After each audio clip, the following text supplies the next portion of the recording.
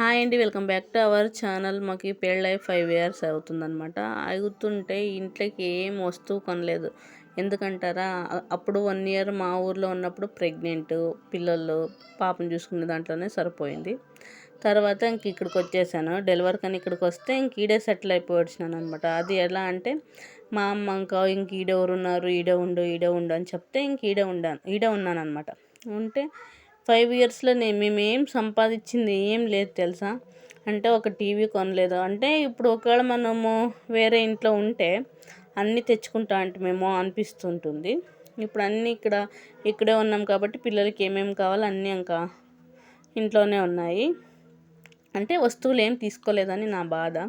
అదే మనం సపరేట్ ఇంట్లో ఉండింటే మనకు కావాల్సినవన్నీ తీసేసుకొని తర్వాత పిల్లలు పెద్దయినాక వాళ్ళ చదువులకే పెడుతుంటేమేమో అని నాకు అనిపిస్తుంటుంది. అది మా ఆయనకు చెప్తే అర్థం చేసుకోరు. ఎలా అంటే, చిన్న పిల్లలు ఉన్నారు, ఈడే ఉంటే బాగా అని మా ఆయన అంటారు.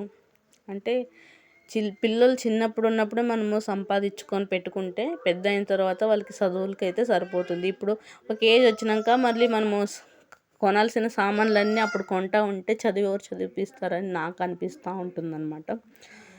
అది ఏం చేయాలో ఎట్లా చేయాలో అర్థం కావట్లేదు. ఫస్ట్ ఇంట్లో నుంచి మనమే నా ఫ్యామిలీనే అయితే బాగుంటుందని నాకు అభిప్రాయము. మీకు ఎలా అనిపిస్తుందో చెప్పండి.